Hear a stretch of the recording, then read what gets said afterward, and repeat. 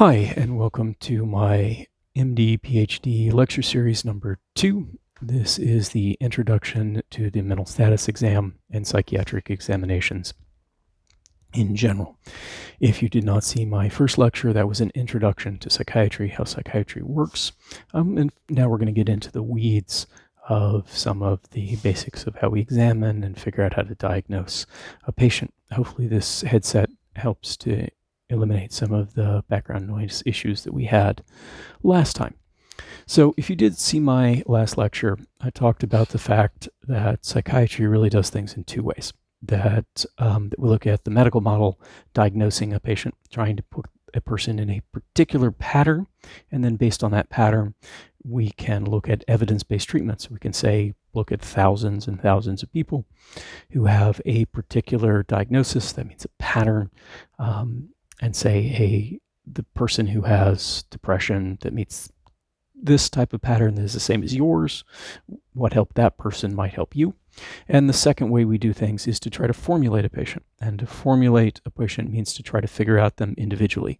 And there are lots of different ways to kind of break this apart, but I've been talking about the idea that you split it up into the biological, the psychological, the social, and to some degree, the safety aspects, and try to individualize treatment to a person's different parts in that regard in terms of how we can intervene in terms of medications, therapy, social work interventions, and whether or not somebody needs to be in the hospital to make sure that they stay alive and they make it to appointments. So we've got these different ways of looking at things, but how do you start to put someone in these categories and find out ways to help them? Well, obviously, you've got to interview a patient and you've got to come to a diagnosis. And I remember there's a book called Mount Misery, which is a follow-up to a much more famous and honestly funnier and better book called The House of God. The House of God was a book about being an internist, a regular physician as an intern. The doctor who wrote that later defected over to, our weaker profession of psychiatry and wrote a follow-up book. And he had one thing in there that I thought was very useful, which is that the first rule of psychiatry is to be human.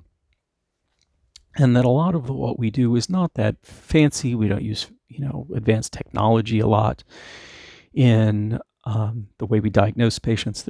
There is some in our modern treatments that are quite new and cutting edge, but a lot of the way we diagnose is really just talking to a person, trying to understand them. So when a person comes in, we try to get a sense of what the patient is trying to change. Sometimes the patient will not be capable of giving us that. I work in a couple of different places.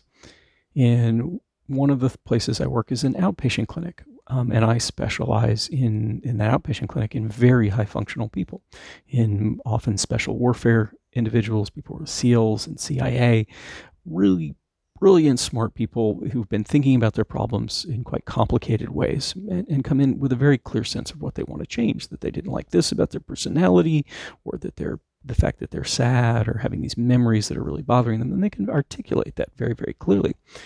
The other place I work is a big public psychiatric hospital, which often deals with the homeless and severely mentally ill. And often these individuals will come in intoxicated in some way, or so severely mentally ill that they're having difficulty communicating even their basic needs, literally to the point that English doesn't come out. There can be this phenomenon called word salad in psychiatry, where just random words come out, like the, up, screen, be, hair, microphone. I pick that just from looking at what I see around me, but in a real psychiatric patient, that can be even more random. And sometimes you get neologisms, which are words that are just made up entirely, things like that, or just nonsensical statements. So in those cases, it's a different way of approaching things when you have somebody who is able to articulate their needs versus when they don't. But what we're really trying to do is get down to the level of what is dysfunctional, what is preventing this person from realizing a full and functional life. And in some cases, that's very basic. And the person who can't communicate, we're looking at, can they provide for their own physical safety? Are they capable of not walking in front of a bus? capable of getting food and clothing and shelter, those very, very basic needs. Or are they going to be dangerous to other people, in fact? So we try to identify a problem that we're working on.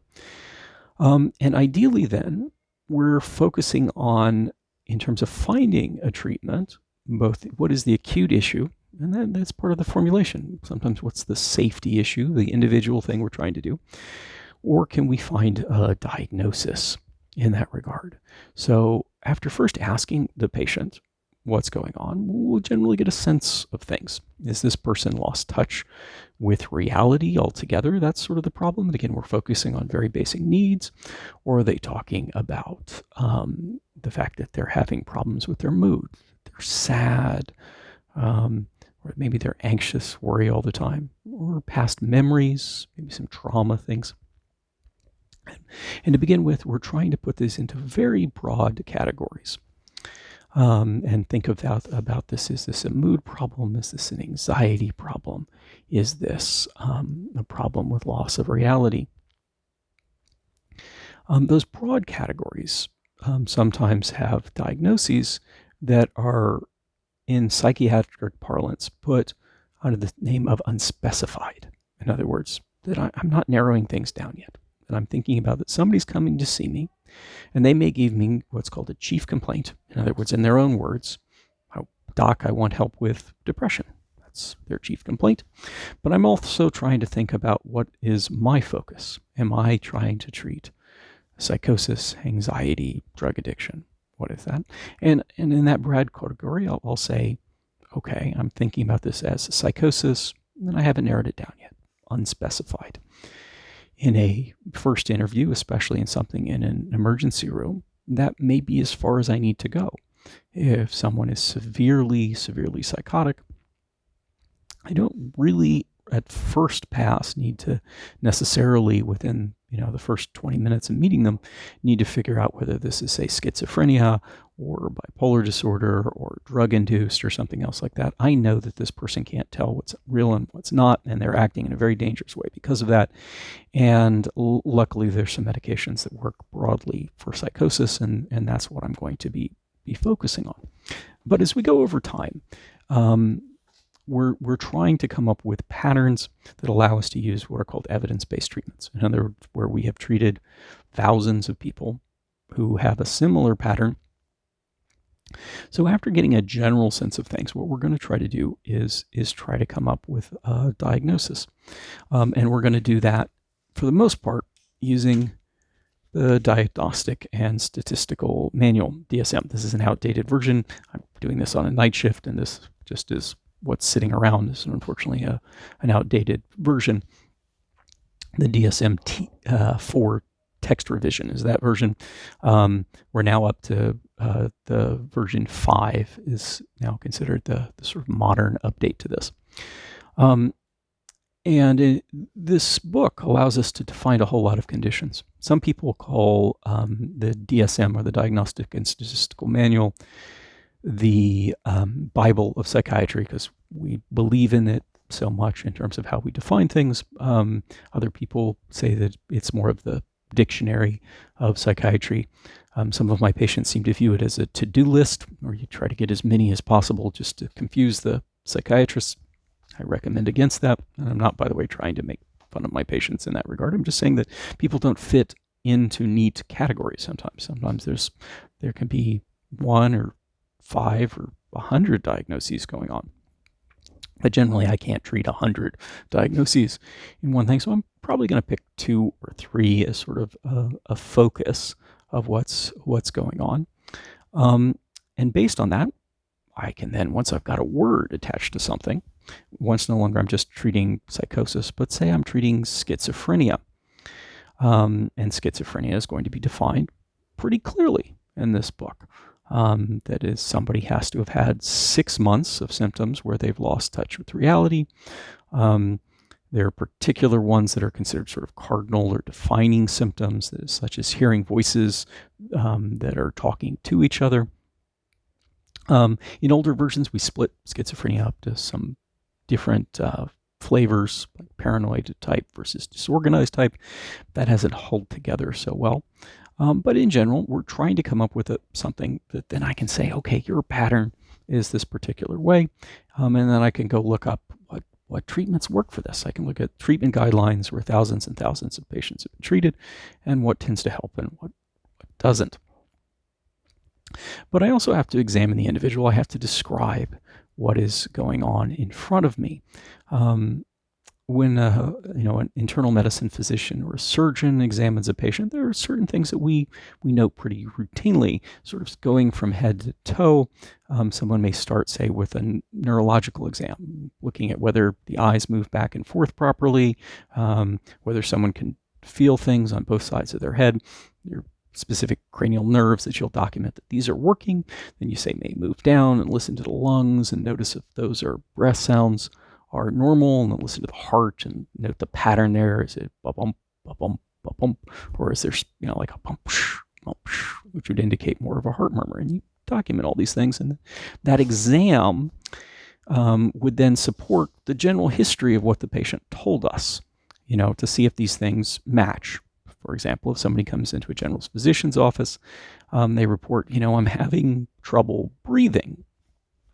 And the physician is going to get from that, a sense of, oh, yeah, this is this type of breathing difficulty. And then they're going to use their physical exam to kind of narrow down the specific type of breathing difficulty. Like, do I hear particular sort of crackling sounds in the lungs, or maybe that lung is silent altogether, maybe indicating it's completely filled up with fluid or something else in that regard. So you have both what the patient tells you, which you have to listen to, and what objectively you see in front of you, or able to examine with either your eyes or these instruments, your stethoscope, or maybe some labs or that sort of thing. In psychiatry, our physical exam is not as involved as, say, an internist or a surgeon uses. We're going much more on listening to the patient's story. But that does not mean that we don't physically examine our patients, that we should pay attention to what our eyes and what our ears show us in front of us beyond just with what, a transcribed version of what the patient told us, what they're looking for in that regard. And what we see in front of us, this is called the mental status exam. This sometimes gets confused with the mini mental status exam, which was a test to just test cognitive function. There was a researcher called Folstein who developed this thing. It was 30 questions to specifically test someone's memory and ability to focus and really sort of cognitive function, the things usually a neurologist is thinking about most of the time, or someone who's working with Alzheimer's disease or Parkinson's. And cognitive function is part of the overall mental status exam, but when psychiatrists talk about the mental exam, they're talking about sort of every way that the brain functions and what we can observe in terms of that. And it may be some formal cognitive testing, and maybe the mini mental, though that is not used as much anymore, largely because of copyright issues. But you still want to do some sort of cognitive testing. But generally, in looking at the whole picture, we'll look at what happens. What do we see right as the patient walks into the room? And it's always fine to use plain English in here. There are some psychobabble terms that psychiatrists tend to use in terms of what we see in front of us and specific things that we'll focus on. But I was taught that, a really good mental status exam, you should be able to pick a patient up out of a waiting room. And actually there was one book that I read once where it was a psych tech who had written while he was working, trying to become a writer, and he did these amazing mental status exams where you could see the patient in front of you as he read these back. But for most of us, we're going to look at specific points. And first of all, what do we see when the patient comes into the room? So this is somebody who is tall or short or heavy set or average build. Sometimes we'll comment on their ethnic background, their hair color. Again, some little detail that would be able to say, oh yeah, I remember this patient, that was a tall, thin African-American gentleman who was dressed in a blue shirt. What's the first thing that you see that sort of describes them? And we are often looking specifically in terms of things that might indicate something about their background and their life. For example, you might notice right now that I'm wearing a white lab coat and I'm wearing scrubs. My hair isn't all that well kempt. And that would tell you maybe that, hey, I'm working on a night shift right now. Because if I was working my clinic, I'd be wearing a tie and a jacket, something a little bit more formal, but that's not how I dress on the night shift. And that would give you a sense of what's going on. And then maybe notice something else like, hey, he looks tired, or he's having trouble sitting still. And in particular, beyond just the appearance of someone as they're sitting still, you want to notice their behavior. Comment on if they're doing anything strange, or if they're able to calmly sit in their seat. So first thing we may comment on is activity level. Activity level is calm or hyperactive. And just again, you might say something as simple as no odd behaviors are exhibited. But if they are doing something particularly odd, you definitely want to comment on it. And there are particular things that psychiatrists will look for in terms of their behavior. Are they maintaining eye contact? Or is this someone who is always looking down, which could be an indication of depression? Or are they seeming to look around at things that you can't see, or talking to people over here, arguing with somebody who's not in the room? The psychiatric buzzword for that is responding to internal stimuli. In other words, that there are things that they're making them move, making them respond, that are created inside their own head, but don't exist in the outside world. And again, it's always fine to use plain English in this regard. If you could say, instead of responding to internal stimuli, patient is constantly looking around the room at unseen objects, or seems to be talking to people who aren't there in that regard.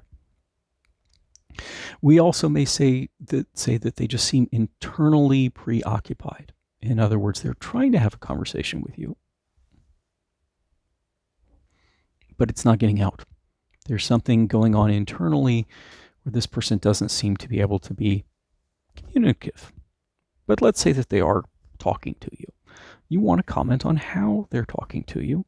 Is their voice, just sound regular? And we'll talk about the volume, the rate, and the tone. The volume is obvious. Are they loud? Are they screaming at you? Or talking normally, or very soft? And maybe that is because they don't really want you to hear everything that they're saying. The rate, are they talking very, very fast? You'll see it's in mania sometimes when they talk so fast and you can't get a word in edgewise. And tone. And tone takes a little bit of a judgment call, but it's still your best objective view of how they sound. Does this person sound really angry? Or is, really a little whiny? Or sad? Or, what is the general tone of their voice? You may also talk about in that if they're slurring their words, if there's an accent that maybe makes it difficult for you to understand them, which isn't a judgment on the other person, but gives a sense of whether you really got an accurate picture here. Maybe there were some cultural barriers because there was an accent that you did not quite understand their words as their psychiatrist. So objectively, what do they sound like in that regard? And sometimes we'll also talk about, can I get a word in edgewise? Is there standard rapport, or the patient was not... Sorry, another night shift interruption. I am actually theoretically working right now, but sometimes I have pauses between patients on the night shift, which is how I'm recording this lecture. So we were talking about the quality of voice and the quality of how somebody interacts. So if someone is talking in a way in which you can't get a word in edgewise, we'll talk about that as being pressured, that the words just seem to be forced out all the time to the point that the other interviewer cannot get a word in edgewise, versus the opposite of what we'll call thought blocking, where they're starting to speak and you can't get those words out. Again, fine to use plain English. Patient was very rapid in speech and difficult to interrupt, versus patient had long pauses or seemed confused at times in that regard. And you're going to notice, again, the quality of their speech. But then we're going to start to ask them some specific questions. How are you doing? Or what is your mood? In that regard. And in that regard, we're going to break apart how they answer the questions and what the answers specifically to the questions are. Now, how they answer the questions in general is what we call the thought process. The thought process, if it is completely normal, is what we call linear, logical, and goal-directed. Linear means that one idea leads to the next. Why did you come in here? Because I want to get treatment for depression, and I had a friend who came into a psychiatrist and got this sort of treatment, and she was put on a medication. It made her feel better, so I wanted to try to get that. Those ideas led one to the other. Where someone can be tangential, which means that they started off on one idea and it just sort of takes a veer into left field. Well, why are you here? Well, I wanted to see psychiatrists, and psychiatrists sometimes are tall, and tall people come from Sweden, and Sweden's an interesting country, and countries in general starts with C, and you can see that those ideas are connected, but it's like, wait, you're not really answering my question. You're going off on all these tangents. And you can see that, by the way, in bipolar disorder, versus someone can be just disorganized, where, why are you here?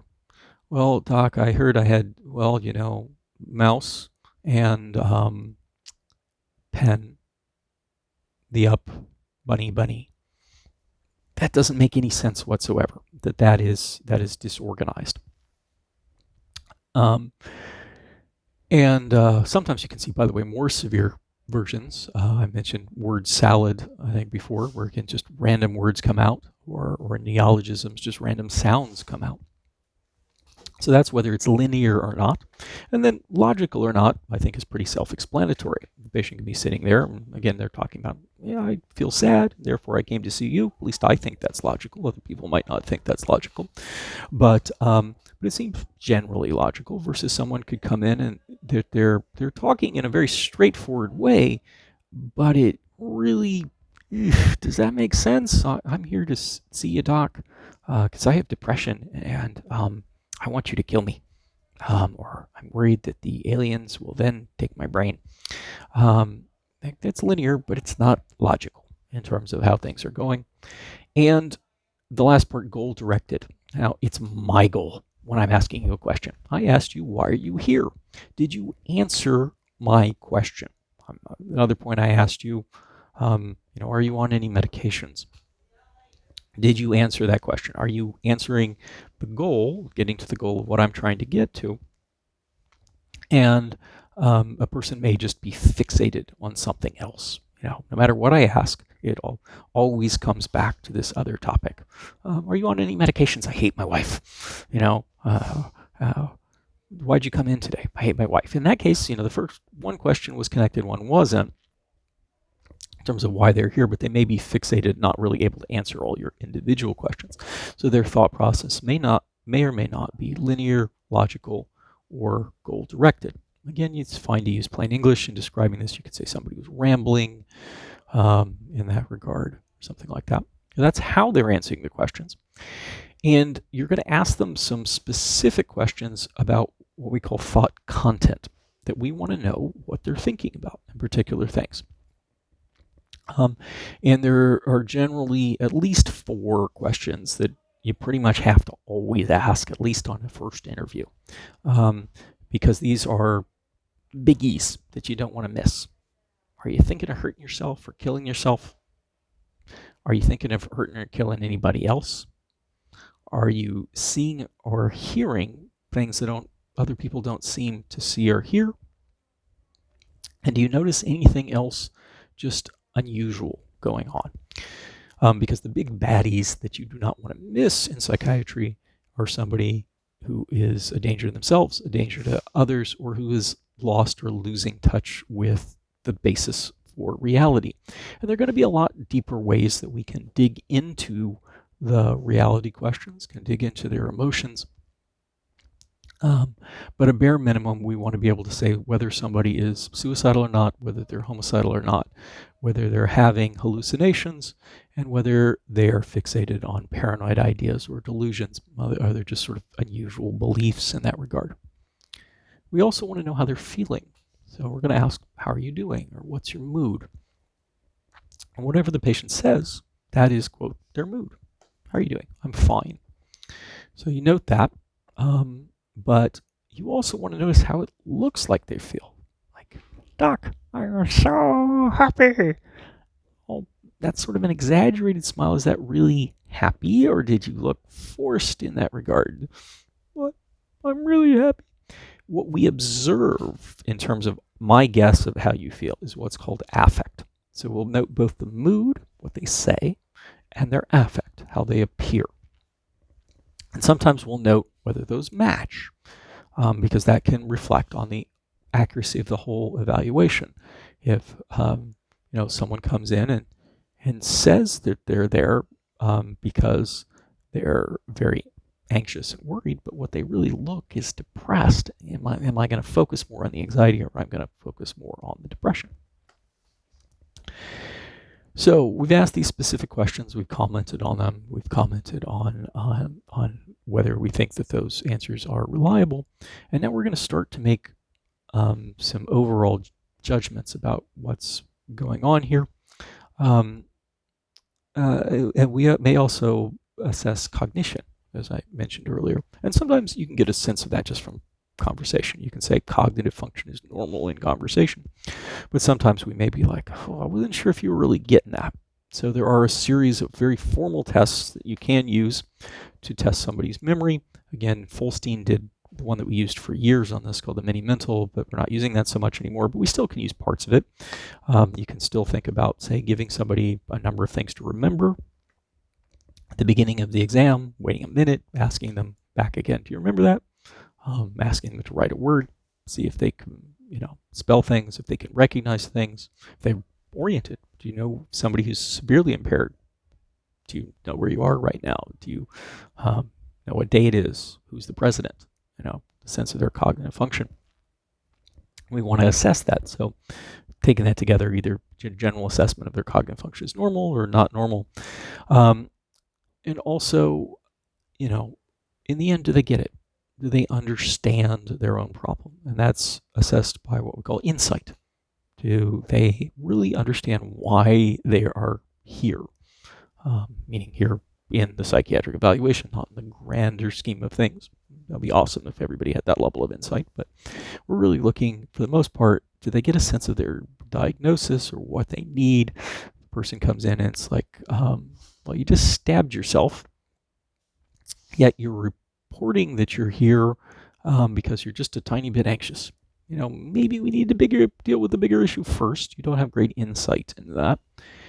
And then we want to look also what their judgment is. Are they making good decisions in this? We'll often assess that in a very egotistical way on the part of the psychiatrist.